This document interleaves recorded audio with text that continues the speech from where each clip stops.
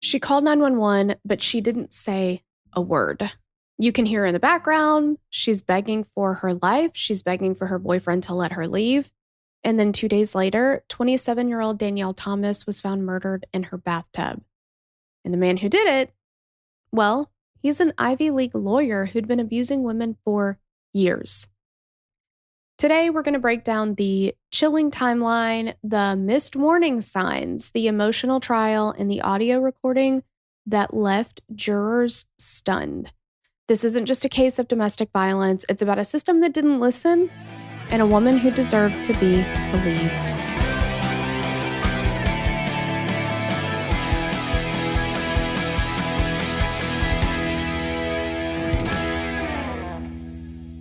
You guys, okay. This one is rough. I know I say that a lot. It's rough. We do have some trigger warnings. We are going to talk about domestic violence. I think you're already aware of that. I do also want to give a hey girl thanks to Madison for writing this case up. Thank you so much. And Taylor Landers and Sylvie for requesting it. Let's get started. And if you've never listened to Killer Queens before or watched on YouTube, I'm Torella. This is a lighter take on true crime.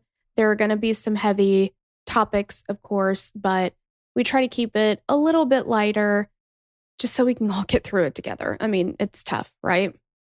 Let's talk about Danielle Thomas. So Danielle Renee Thomas was born on March 28, 1985 in Danville, Kentucky to Jamie Bright and Calvin Thomas. She grew up in Kentucky as an only child, graduating from Boyle County High School.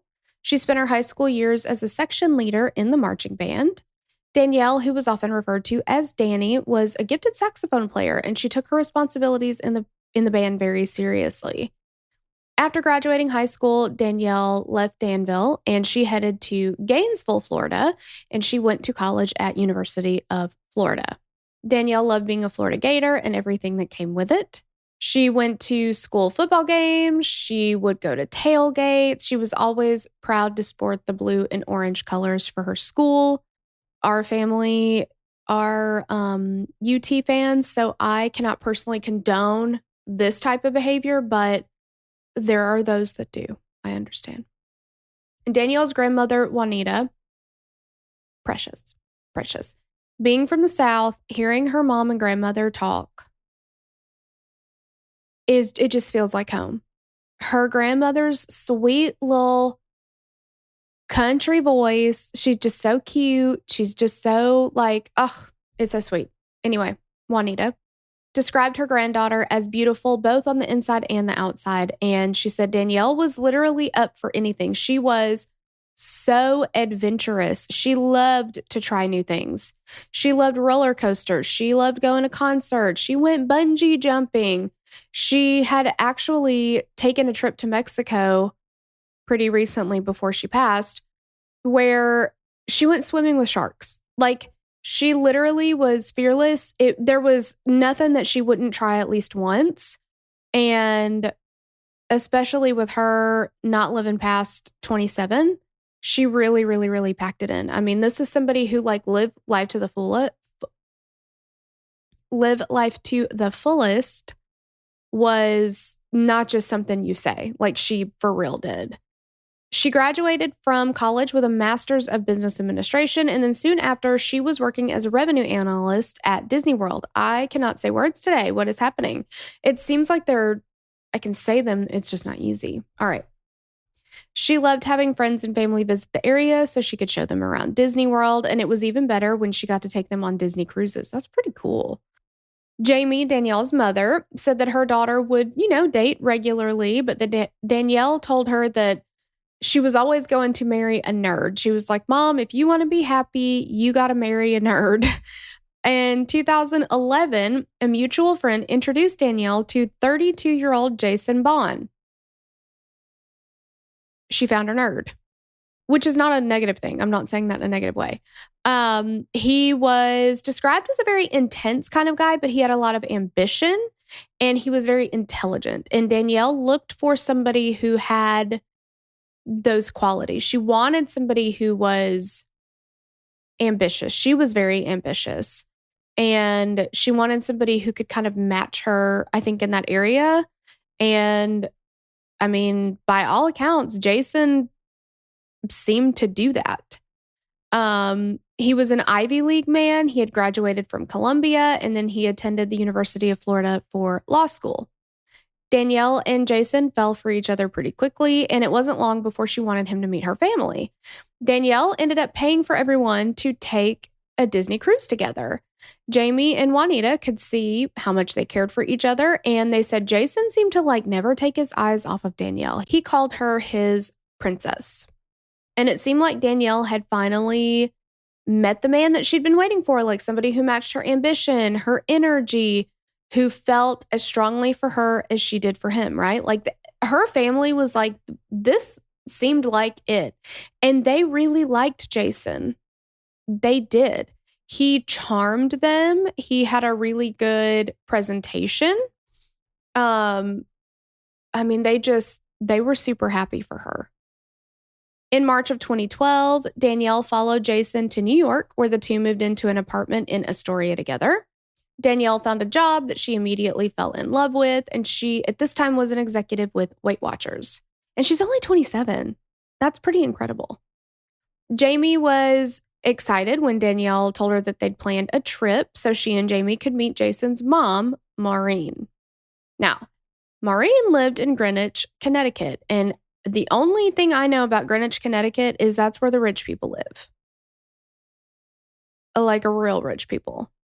Could there be areas of Greenwich that are not rich? I honestly think not, but I'm too poor to know. But I'm pretty sure there's not. I think it's all uber rich people. Okay. So Maureen was the chief financial officer for Scholastic Books, obviously a huge company. And Jamie was like, I wanted to make a great impression on this woman. I knew that she was, really high up at her job and she was super fancy and she lived in Greenwich, Connecticut. And we're from Kentucky and, all that kind of stuff. So she bought a brand new dress for the trip. She wanted to be sure that she presented well herself. And, I mean, if that's not something you're used to, you're like, oh gosh, this is, we got to put on airs or something, right? So just before the trip was supposed to happen, Danielle doesn't give a reason, but she says the trip's not happening. We're not going to meet her. That's just all there is to it. We're just not going to meet her. At that time, Jamie was unaware of the reason for the trip being canceled. Danielle didn't want to seem to share. She didn't want to pry. And at that time, Jamie had no idea that Danielle was living every single day in a very dangerous domestic violence situation. And it had continued to escalate. And in June of that year, Jamie would be hit with this reality of what her daughter had been living with. On June 26th, 2012, the New York Police Department received a tip that led them to an apartment in Astoria. When they arrived, they found the front door partially open, but no signs that it had been forced or broken into or anything like that. The first thing that Detective Dennis Frawley noticed was how clean the apartment was, and it was very obvious that it had recently been cleaned.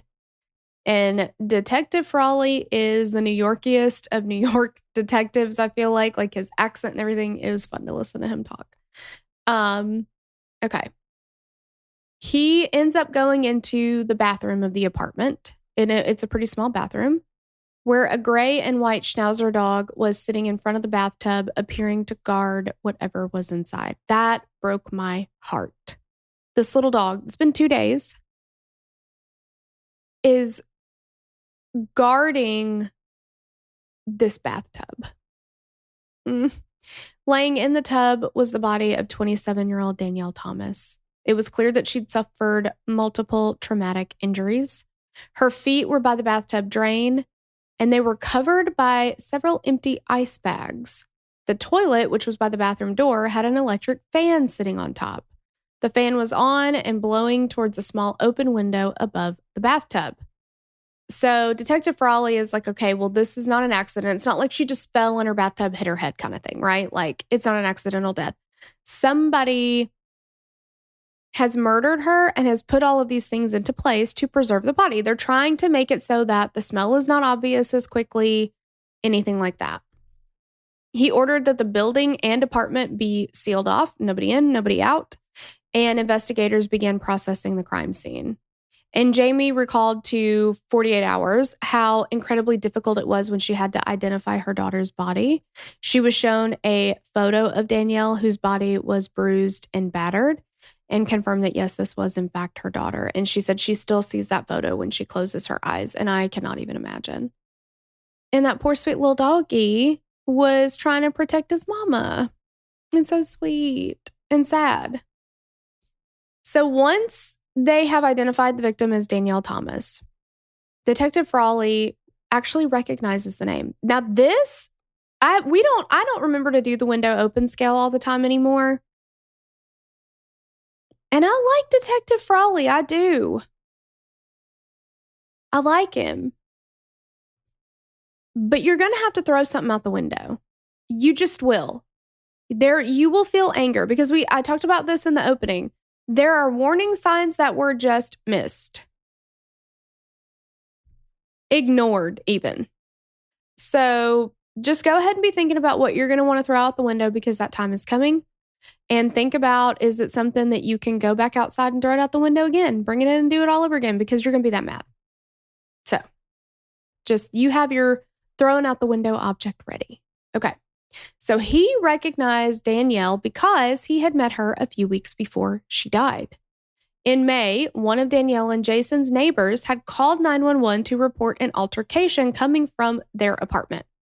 And she told the call taker that the man who lived there seemed to be forcibly keeping the woman inside the apartment and wouldn't let her out. So the neighbor ends up seeing Danielle run out, and then Jason runs after her. He grabs her and pulls her back into the apartment, and she is screaming for reasons that are still unknown. And this is not, you're going to throw something now and you're going to throw something again later because it's going to come back up. For reasons still unknown, police did not respond to this call, and they never came out to the apartment to speak with the neighbor or with Danielle. Ever. So then about 2 weeks later, Danielle walks into the NYPD's 14th precinct and says, "My boyfriend has beaten me up tonight." She allowed them to photograph the bruises and the marks all over her body, clear evidence that she had been violently assaulted. While she was in the police station, Jason called her and she put the phone on speaker for them to hear, and officers listened as he screamed at her, threatening to, quote, hunt her down like a dog in the streets, and, quote, "This is war." Jason was arrested. He was charged with assault and aggravated harassment, and then Danielle got an order of protection. In the weeks leading up to her murder, Jason continued to threaten Danielle in person, over the phone, through email. He accused her of repeated lies and broken promises, which was later believed to be because Jason thought Danielle had been talking with an ex-boyfriend on like Facebook Messenger or something like that. And we know with people like this, you don't have to have done anything wrong. They can just decide, right? Judge, jury, and executioner. I think you've done it, therefore you need to be punished for it. You've done it. If I think it's happening, it's probably happening. Sometimes is that the case? Sometimes do you suspect somebody is cheating or lying or whatever, and then it ends up being the case? Sure. But he, without any even information, he just decided that this was happening, and now he's just violently assaulting her. And it doesn't matter what she says. It doesn't matter what she shows him. It doesn't matter what. He doesn't believe her. He knows it's happening just because he knows. Investigators learned that Danielle, leading up to her murder, had been staying with friends or at hotels, but she had moved back in with Jason shortly before she was murdered. And on June 23rd, she went out to have drinks with Jason and some of his work friends at a bar near Times Square. Later in the night, the couple started arguing. Danielle told one of his friends that he'd been physically abusing her. And so the friend said, "Do not go back to the apartment. Stay at a hotel. Stay somewhere different. Don't go back." And she was like, yeah, I'm going to go. I'll go to a hotel. You're right. But then she remembered that not only had Jason made threats against her, he had also threatened to kill her dog. And so And her dog was at the apartment. Her dog lives at the apartment that they live at. So she didn't want to leave the dog by himself, which is so sad. So at 2:15 a.m., now June 24th, Danielle goes back to the apartment and she's scared that Jason would hurt her dog. Okay. Do you have your item to throw again? This might need to be a heavier item. Something that's going to get more aggression out. Maybe it's your computer if you work from home. I don't know. I don't know what it is. It's not, I can't tell you what you need to throw right now, but what I can tell you is you're going to need to throw something because this is infuriating. 16 minutes later, Danielle called 911. She didn't speak directly with the call taker, but the recording showed clear evidence that she was in distress. She was begging Jason in the background, asking him if she could just leave. You can hear Jason laughing. You can hear him calling her names. Then Danielle promised him that she would not call the police before screaming for help. 3 minutes later, one of the neighbors also called 911 to report screams coming from the apartment. And do you know what happened? Do you know what happened? Nothing. NYPD just didn't respond. The New York Post reported that they instead responded to a report of an unsupervised juvenile. And this was the last time that police had the chance to save her. I am speechless. What in the actual fuck is the point of you, NYPD? Literally, what is the point of you? What is the point of you? Why are you? I can't find a reason. That's not the last time you're going to throw something. You're going to find out something in a little bit about that 911 call. And you are going to throw yourself out the window. You will have no choice. Your hands are tied. That is how angry you're going to be. Let us continue. So now we are to the point where they have found Danielle's body. Jason's nowhere to be found. So the investigators are looking around the apartment and they find 2 handwritten notes, both from Jason. One read, "Danny, I will love you forever, I bet." The other read, "It was an accident. It was an accident. It was an accident. I had been drinking into the early morning. Although I was completely asleep when she got home, I awoke very drunk. I remember screaming between us, but that is it. When I woke again for the day, I found her out cold." Out cold, not dead. He doesn't say dead. She's dead. He says out cold, like she's asleep. I immediately panicked. I'm so sorry. I bet. Police immediately began searching for Jason, and it seemed very clear like this was a domestic altercation that had ended in Jason murdering Danielle. Her cause of death was ruled as blunt force trauma to the neck and torso, and the manner of death was homicide. Surveillance footage from a local Rite Aid showed Jason inside just hours after it was believed that he'd murdered Danielle, and guess what he was buying? Cleaning supplies and bags of ice. There were text messages that were sent from Danielle's BlackBerry after her death. Because 2012. BlackBerry was so hot then.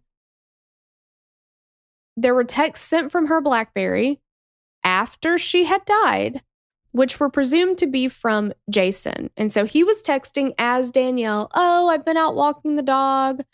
I didn't even end up seeing Jason tonight. He's at a friend's house." What are you trying to do with that, Jason? You trying to act like you didn't see her at all? That you didn't know she was there? Dead? You're setting up your alibi, right? Just wait till we get to his defense. So after he cleans up the apartment, he puts the ice all in the bathtub. He fled New York. He was caught on an ATM video in Washington, D.C. It's unclear exactly when he was apprehended, but shortly after Danielle's body was discovered, Jason was arrested and he was charged with her murder. Now remember, and he doesn't know that there was a 911 like call open line situation where he's on it, right? So he's like, "Well, it was an accident. I didn't know." And, "Oh, Hey, it's me, Danielle. Jason wasn't here tonight. Lucky me. Somebody else just happened to kill her that night when she was afraid to go back because of his domestic violence. But okay. All right, so let's get to the trial. So the state immediately begins building their case against Jason. He pleaded not guilty to the charge, of course. He was sent to Bellevue Hospital's prison ward on suicide watch and in protective custody while he awaited trial. His defense attorney quickly took the stance that Jason wasn't ever trying to flee or elude investigators, but that he was contemplating suicide. And in fact, the tip that the police had received that had ultimately led them to go to the apartment and they found Danielle's body, they say came from Jason, that Jason is the one who called that in. Okay. He called, but they didn't find her for 2 days. So at the very least, you were trying to delay things by 2 days, at least. If you called after 2 days, then maybe that was all the delay you wanted, but you absolutely wanted a head start. Otherwise, you would have just left it the way it was. You would not have come back and cleaned up, and you would not have put ice packs all over the place, trying to keep the body cool. Get out of my face with that, Jason, and your defense attorney. And defense attorneys have very important work to do. They sure do. Let's call a spade, sir. That's exactly what he was doing. He's not done, though. So the defense attorney added that Jason wasn't denying that he'd killed Danielle. He even left the note at the scene, right, saying, I'm sorry, I didn't mean to, it was an accident. So he's admitting that he did it. I disagree that he's actually taking full responsibility, but okay. He said that Jason had accepted that he had done it. He just didn't remember doing it. He couldn't remember it. So Jason told detectives that he remembered arguing that night. He remembered grabbing her wrists, maybe pushing her, but nothing else. No, like just a little push here or there. Like he kind of grabbed her, but like she shouldn't have been dead after that, right? Then he was unconscious. He doesn't remember. Then he wakes up. He's still in his clothes from the night before. And then he found Danielle in the bedroom. He said unconscious. So he picked her up, took her to the bathroom, undressed her, and ran cold water on her, trying to revive her. He said that's when he realized that she was dead and he must have been the person to kill her.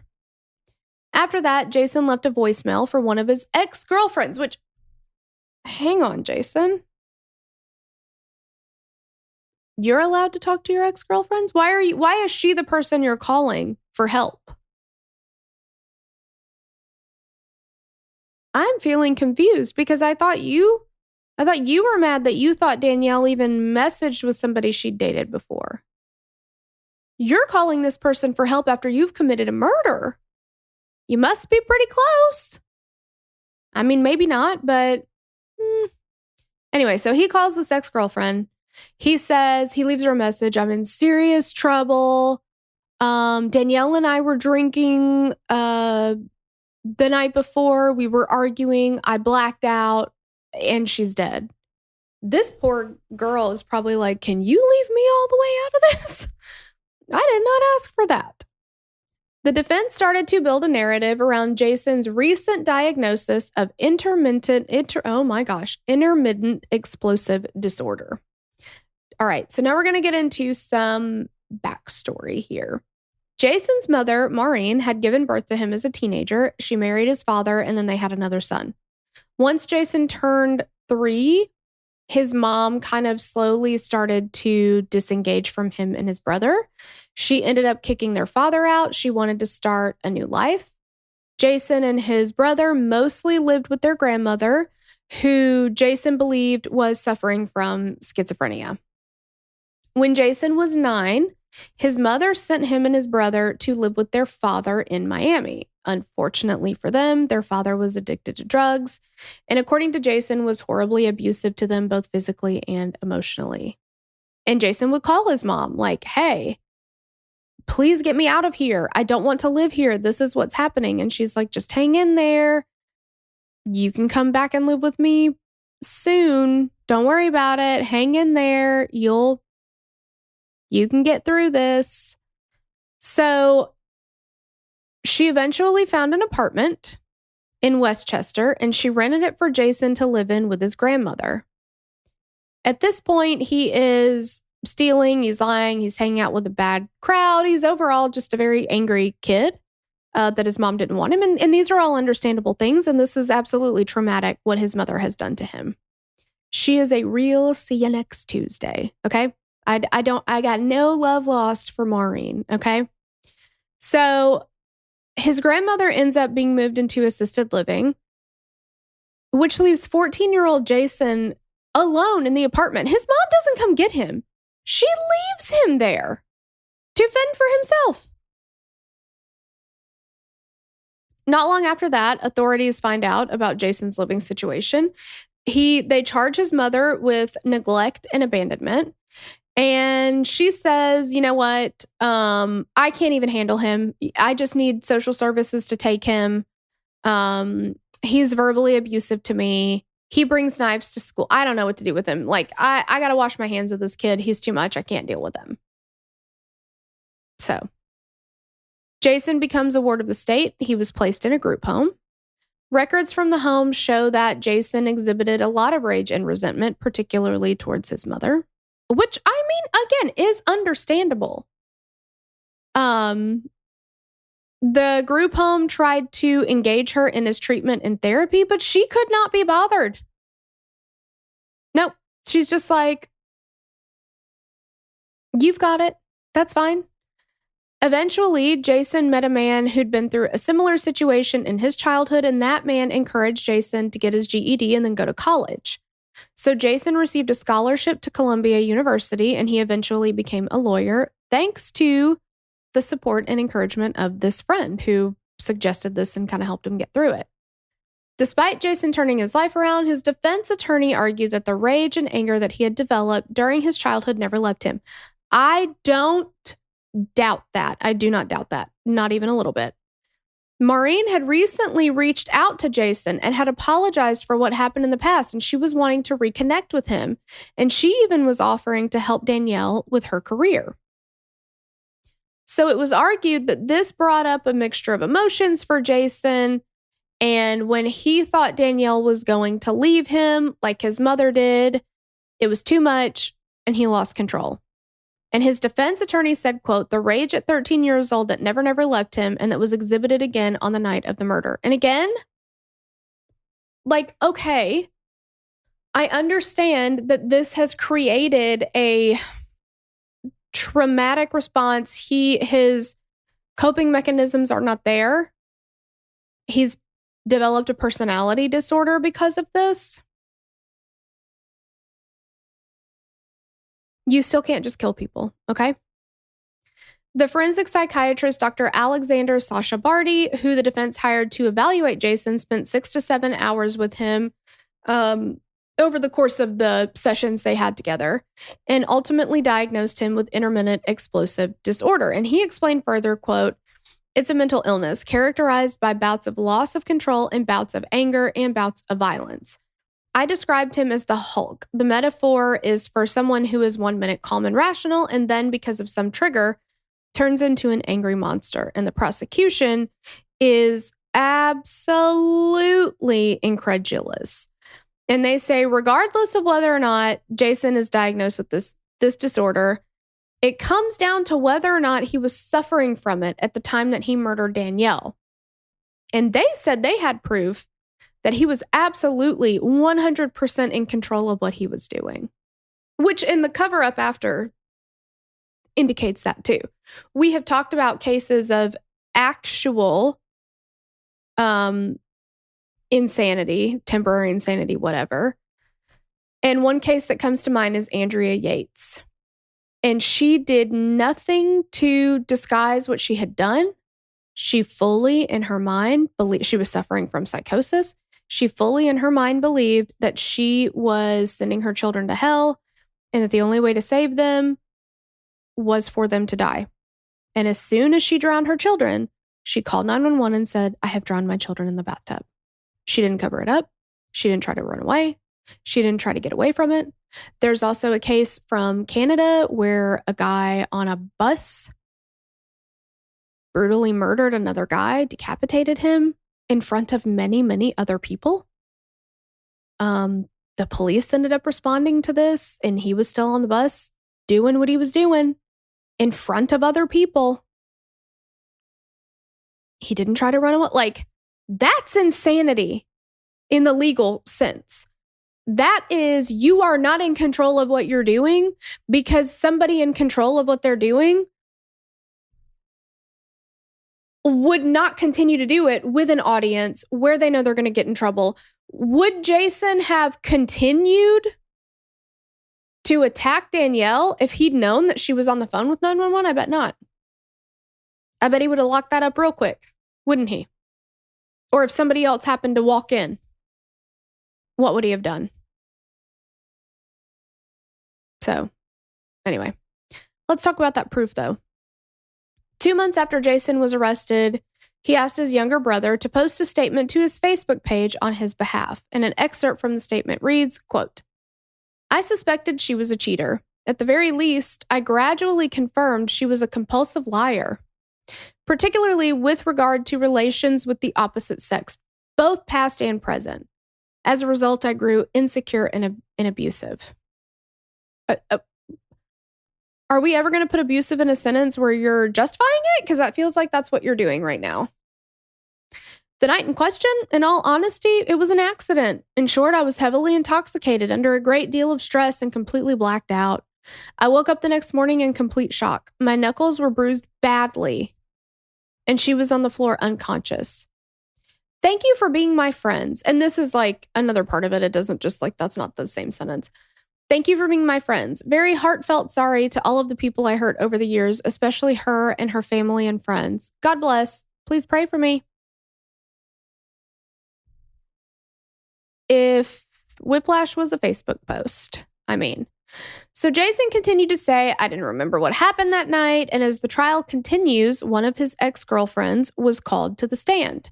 And she said this wasn't just something that had happened with Danielle. Jason was abusive to her as well. Jasmine Neves told the jury, quote, "I took too long to respond to his call, and when I got home, he yelled at me, took a kitchen knife, and started swinging it at me. He started choking me. I couldn't breathe, and he said he'd kill me and no one would know." Jasmine said that Jason consistently accused her of cheating on him and that he was incredibly controlling. Quote, "He gave me a list of things to do and gave me a week or a few days to do them, and if I didn't finish, he'd get angry and aggressive." Jasmine's testimony proved that there was a pattern of abuse and controlling behavior and that Danielle was not the first victim of Jason's. The prosecution was intent on showing that Jason had control over his actions that night. It was not spur of the moment. It wasn't that he snapped and did something he's never done before, he would never do, just during an argument that, just all of these emotions just snapped and it was just like, whoa, what happened there, right? And then that caused him to murder Danielle. All right, here, remember when I said you're going to have to throw your own self out the window? Here you go. An hour after Danielle called 911 in the early morning hours of June 24th, a call for help that was never responded to, her phone pocket dialed and reached one of her contacts' voicemails. Only a portion of this recording has been made public due to the reported graphic nature. Danielle repeatedly said that she couldn't breathe and she was begging for help. Jason, who spoke calmly throughout the recording, told Danielle that she needed to listen to him and she didn't have a lot of time left. And he said, quote, "You have 5 seconds. I'm going to let you up and then you need to answer quickly or else you die." Then he said, "Danielle, you're so stupid. You think I'm going to stop? I won't stop." Now, if you thought to yourself, did you say an hour after Danielle called 911, this other call was made that went to voicemail? Yeah, you're right. Had the NYPD responded when the first call came through and the neighbor called too and said there's screaming coming from this apartment, had they sent somebody, they could have saved her. They could have walked in on him strangling her. That was an hour after that, an hour. Which means that attack went on for at least an hour. And they did not respond. th- there are no words. There are no words. One of the prosecutors explained that there were 7 seconds during the recording where it's silent, except for the sound of Danielle's dog barking twice. The prosecutor told 48 Hours that 7 seconds of silence is indicative to me that the defendant has his hands around her throat and was strangling her to the point where she couldn't even make any sounds at all. Danielle on this tape is begging for her life. She's being strangled repeatedly, and at various points, she's saying she can't breathe. She repeatedly claims that she loves him. So just 30 seconds after that recording was made, Jason sent a text message to a friend saying, quote, "I just wanted her out of my life. She's been nothing but trouble." Was his friend like, "The fuck are you talking about?" The defense countered saying, "Look, just because he was calm doesn't mean he wasn't out of control. You can be out of control and completely calm sounding. He was overwhelmed by his emotions and, quote, suffering from a mental illness and under extreme emotional disturbance." Dr. Barty responded to those who said Jason sounded very calm during the recording and that meant that he knew what he was doing. And he said, quote, "Being out of control doesn't mean you're just screaming gibberish and waving your arms and flailing around. You're just doing something you really shouldn't be doing that you don't want to do, that your rational reason tells you not to do, but you cannot help yourself." Okay. But that's still different because again, if you're saying I'm just completely out of control and this is just, okay. They're not arguing insanity, legal insanity, but they are arguing that he shouldn't be criminally responsible because he has a mental illness that caused him to lose this control. But then you went on to what? Cover things up. Try to create your own alibi by using her phone. I mean, you put all the ice bags, you cleaned up, you texted, but like, I don't know. You texted people and pretending that you were her. Oh, I didn't even see Jason. The prosecutor is like, I mean, absolutely not. He's just a person with an anger issue. He can control it if he wants to, but he has a problem doing that. And the point that I think the prosecutor makes too is he controls it when other people are around, right? When other people are around, as far as I know, there are no witnesses in this case. Now, I did not watch this entire trial, but as far as I know, he was not actively abusing her in front of other people. He was not, at the bar that night. He'd been drinking. He already thought she was cheating on him, right? But he didn't grab her in front of the people at the bar that night. Now, he did at the apartment run out and grab her and bring her back in. I don't know if he knew that a neighbor saw him or not. I'm not sure about that.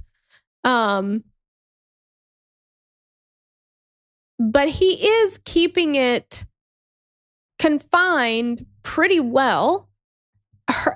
Danielle's mom and grandmother had no idea that Danielle was in a domestic violence situation, even at all. They had no idea that any of that was occurring at all. So clearly he was keeping it locked up enough that like they'd gone on trips together and stuff and they didn't see it. And that's the thing about domestic violence. It can be invisible to other people. Abusers can be very careful about where your bruises end up so that they're not visible. There's also shame and stigma that goes behind that with like, oh, well, I'm going to hide it because I don't want other people to know and I'm embarrassed. And people will say, well, why didn't you leave? And people will blame, like there are so many layers to it. Oh, and I won't be believed. What about that one? She got a protective order. Now she did move back in with him. And that is also part of the coercive control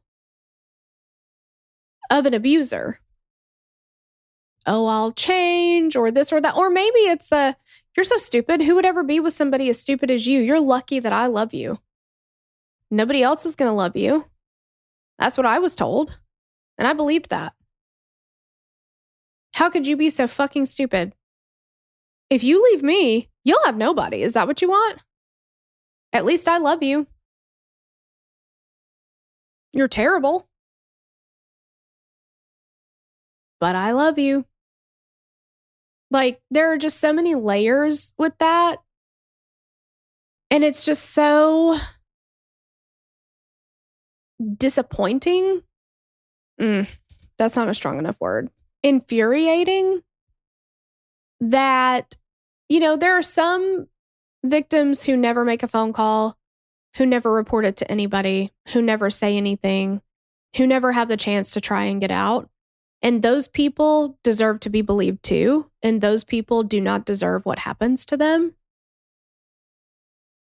But she did do those things. And not once, but twice, the police didn't fucking respond. And it wasn't just her that called. It was other people that called. Nothing.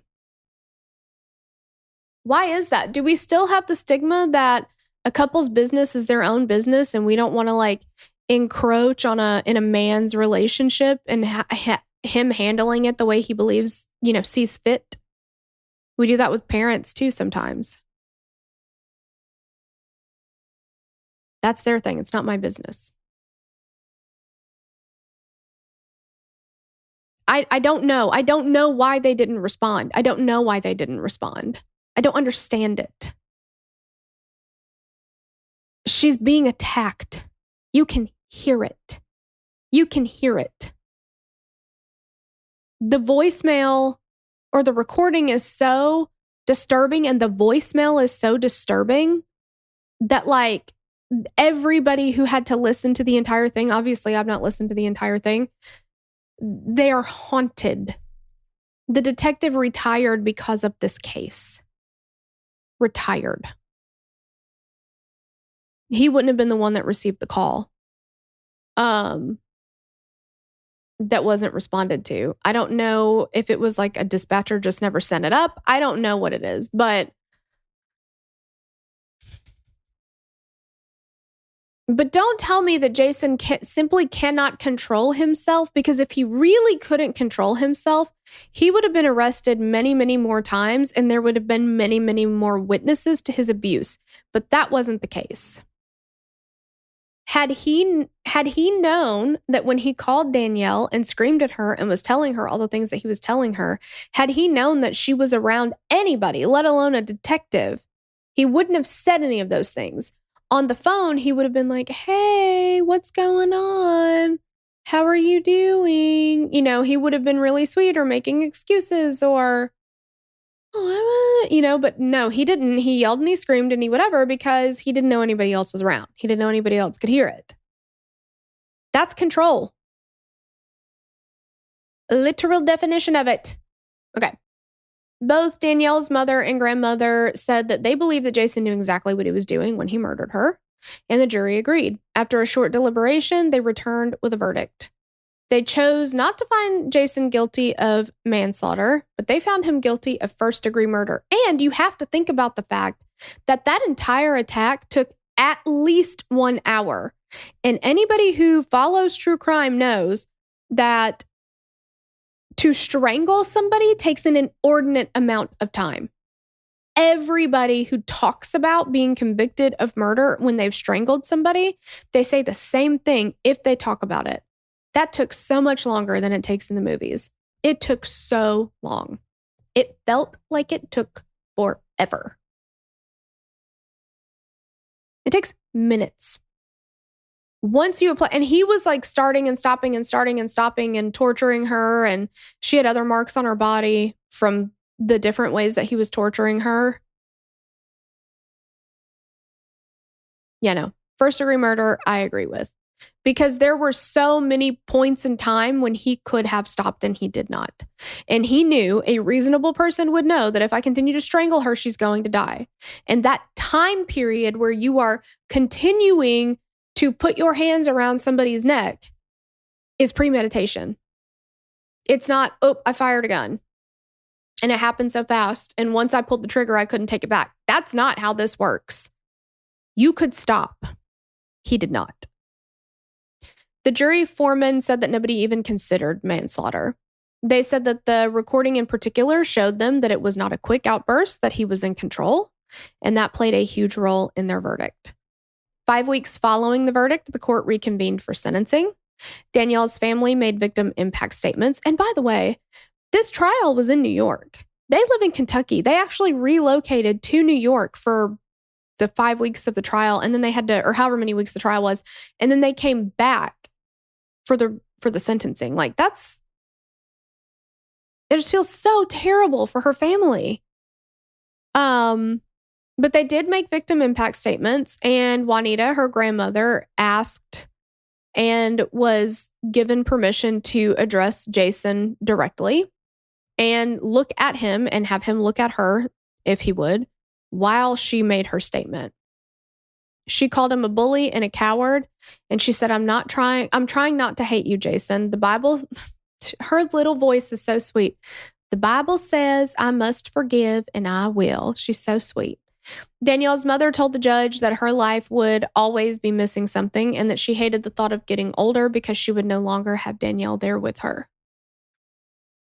Jason's defense asked the judge to consider how much his childhood had affected him and that it had led to his actions in his adulthood. And again, I'm not saying that that's not true. I am not saying that his childhood didn't affect him. And I am sad and I am angry for the child that went through what he did. I sure am. And I'll tell you who I'm really pissed about is fucking Maureen. That bitch just, I don't want him. I don't want him. She's rich as fuck. She could have paid for therapy for him. God forbid. God forbid she take care of her child. And I believe she ended up getting like remarried and had children with her new husband. And so it was like, I have a real family now. And so she kind of like just pushed her other kids to the side. Fuck you. Fuck you. And you can be sad for, and you can be angry for the child that was treated that way. But at some point, I mean, if this has created who he is, and he genuinely cannot control outbursts where he's going to just murder somebody, then he cannot be on the street. He just can't. Now, he needs help. He needs treatment. He needs therapy. I don't know that he's going to get that where he is, but that's what he needs for sure. And I'm fine if he were to go to a mental institution for the rest of his days. But he certainly needs to be held accountable. So, sorry, I went off on a tangent with that. Jason actually addressed the court for the first time. He said that he and Danielle had been best friends, that they'd planned their future together. He addressed Danielle's mother and grandmother, and he said he didn't know what to say. Whatever you want me to do, I'll do it. I'm so sorry. The judge said, miss me with that.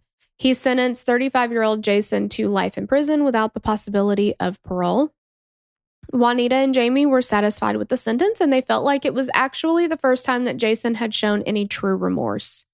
I mean, if they read that Facebook post, this is a stark difference, I guess. Just before being led away, Jason looked at them and mouthed, I'm so sorry, I love you.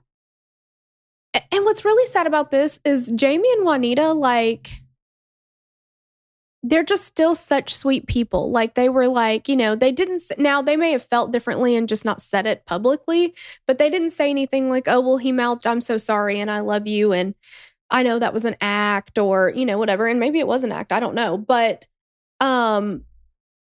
they just were so still gracious, and you can tell that they care about him as a person. They do. And that's the sad part too. If you had just gone to therapy and worked on some of these things and developed healthy coping mechanisms and understood, kind of got to the root of your, obviously he has rejection issues, abandonment issues, and rightfully so. Again, I'm not saying he doesn't. He would have had such a loving family. He would have had, he could have married into the family he never had. I was able to do that. I am so grateful for my husband's family. They have welcomed me as their own. Always have. You know, I have somebody that I can ask questions about parenting to, motherhood to. You know, I didn't have that before. So like, I was able to marry into this family life that I would not have otherwise had because of the situation with my mom, you know, who left, whose name is also Maureen, actually. So anyway, it's sad, it's tragic, it's senseless. He could have had what he wanted. That's the thing. It was right there. It was in his grasp. It's so infuriating. All right. Jason is currently serving his sentence at the Clinton Correctional Facility in Demeanor, New York. In 2016, Jamie reached a settlement with the NYPD regarding the mishandling of the 911 call that Danielle made that night, the night that she was murdered, as well as the neighbor's call. And we can't really find any more or Madison couldn't find any more information about this. It just says they reached a settlement. Juanita and Jamie both feel as though they've made the first steps toward forgiveness and finding some peace. They know that despite Danielle being only 27 years old when her life was taken from her, that she had lived a full life. Juanita said that her granddaughter once told her that she'd rather live a short life and know that she'd made memories and had adventures and really lived than live a long life with regrets. Danielle Thomas should be here. She should be living her adventurous life, planning another Disney cruise, maybe running the world with her MBA. Instead, her story is a reminder that domestic violence doesn't always look like what we think it does, and sometimes the warnings are ignored until it's too late. If Danielle's story moved you, please share this episode with someone, whether it's a friend, a sister, a coworker. Just start the conversation. And if you or someone you know is in danger, the National Domestic Violence Hotline is 1-800-799-7233. Thank you guys so much for listening. As always, stay safe, stay curious, and ask yourself, WWHD, what would Harriet do? I hope to see you on another episode in the future. I hope not sporadically. If you like this episode, be sure to like this episode and follow the show so that you never miss out on new episodes. Get in on the conversation on Facebook and Instagram. You can find us at Killer Queens Pod, or you can join our Facebook discussion group at Killer Queens Podcast, where we discuss cases covered on the show and all things 90s. If you want to submit a case to be covered on the show, visit killerqueenspodcast.com/case submission and just complete the form. And if we cover the case, we'll give you a shout out on the show. Lilas.